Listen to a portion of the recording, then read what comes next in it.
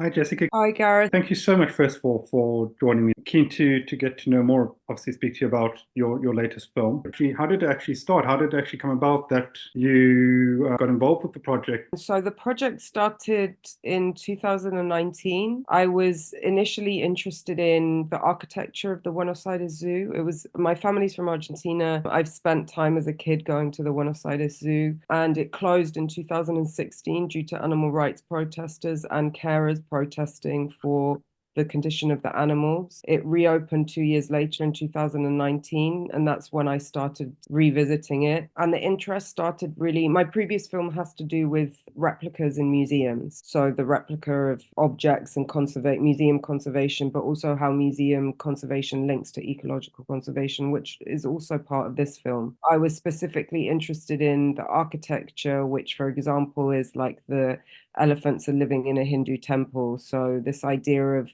the replica of the architecture of the country of where the animals come from. At the end of the film, there's this beautiful reference, beautiful quote, and it kind of goes into the deeper meaning behind collective monologue. Yeah, so the reason why I put the quote at the end and not at the beginning of the film is that I wanted to leave the title open to interpretation. Well, firstly, I'm interested in other people's interpretation of it, but for me, it not only has to do with maybe like the collective monologue between the carers and the animals, but also between the body of the institution and the body of the people working. The idea of there not being a communication or there not being a listening. That title came from a conversation with a cousin, Sidis, when we went to have lunch one day, and it was very at the very beginning of when I was talking about the film, and we had a lot of trouble with access at the Buenos Aires Zoo.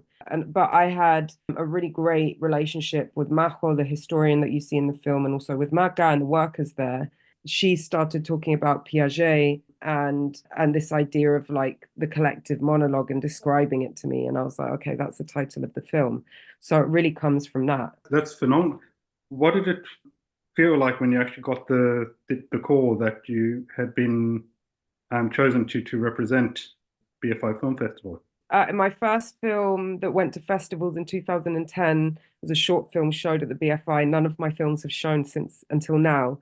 So obviously it's very special for me to show. We had the first screening on Saturday, which was packed at the ICA, which is a space that I know very well. I had a retrospective of my films there in March. So it was really amazing to see like a full cinema of the new film there. And then also at yesterday at the NFT3 at the BFI, like it's such a great cinema to have the film there and to hear like the audience from home, if you like. And now I'm going to Argentina, so it's like the really home audience. My films tend to be unclassifiable between people that say that they're experimental, but then the experimental people say that they're documentary, and then the documentary people say that they're too like artist driven for them to be documentary. So I'm always kind of in this no man's land, which is fine. I don't make films for them to be classified. So it's always a nice surprise when it's instead of being perhaps in the experimenter strand, which is a really great strand at the London Film Festival, but it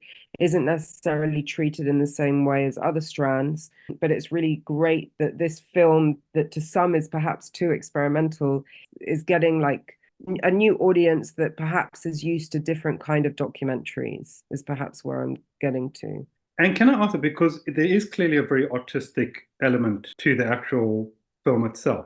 Leading on to that, have you always found yourself drawn to the more artistic side of film? So I went to art school. Mostly I was interested in photography and painting. That's what I was doing when I started art school.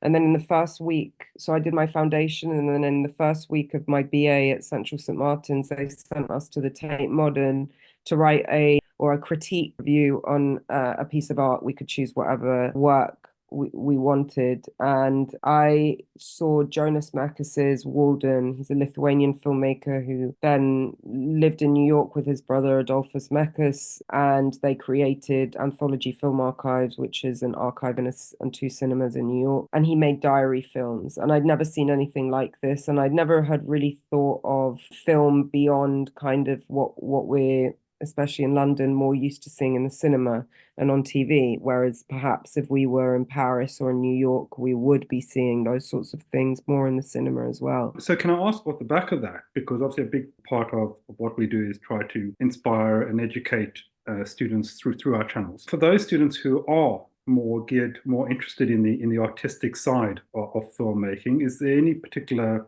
notes or any tidbits that you can share if you're looking back now and when you first started, what you would say to yourself? Well, it's funny, when I went to art school, there wasn't online viewing platforms. It was before that. So I would go to the library and maybe a friend of mine or a tutor would recommend a film. But then there are really great platforms for viewing. There's Mubi, there's DA Films, which is a really, like Doc Alliance Films, which is a really great documentary platform. There are lots of smaller ones as well. The ICA that I mentioned earlier is also probably it is the best cinema in terms of like showing films that either don't have distribution at all or have a limited distribution. Their programming is really interesting. You might not like all the films, but you'll get something out of it for sure. They do specialized programs as well. Those are the types of places that I think you could be going to be inspired, and obviously museums as well. Like there's sometimes like video installations, and well, I saw Jonas Mekas' Walden at Tate Modern.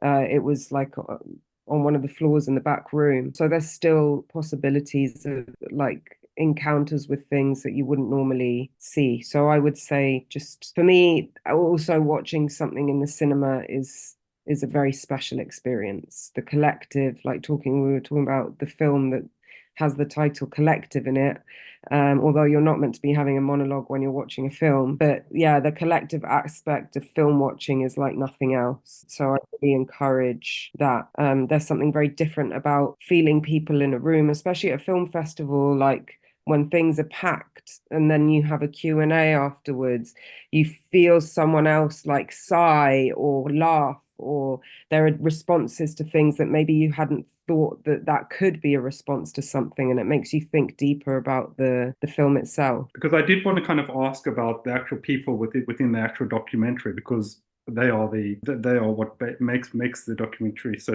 outstanding. So how did those relationships come about? Because obviously when you started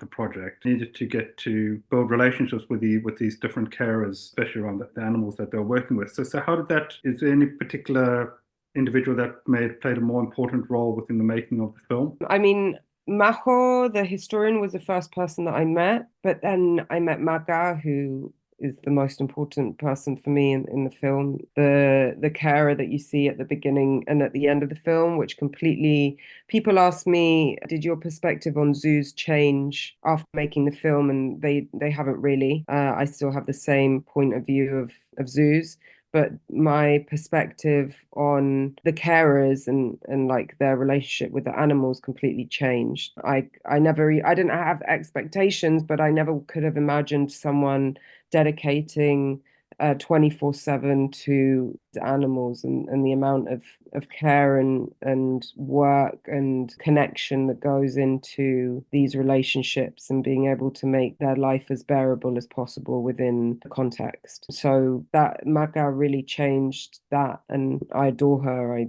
think she's incredible.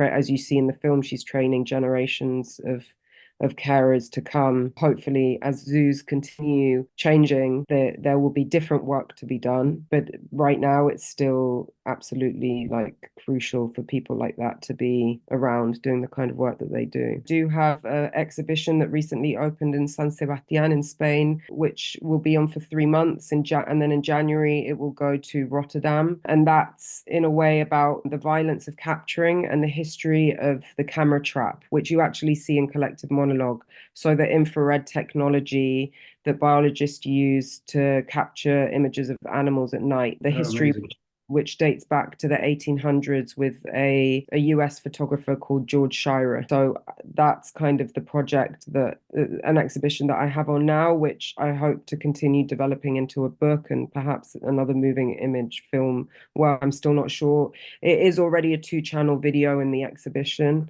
but it's something that I'd like to continue researching. Well, that's amazing. Well, Jessica, Thank you so much again for your time today. I mean, again, it is an absolute pleasure and honor to speak to you, and I wish you all the most amazing success with your film. Thank you so much, Gareth.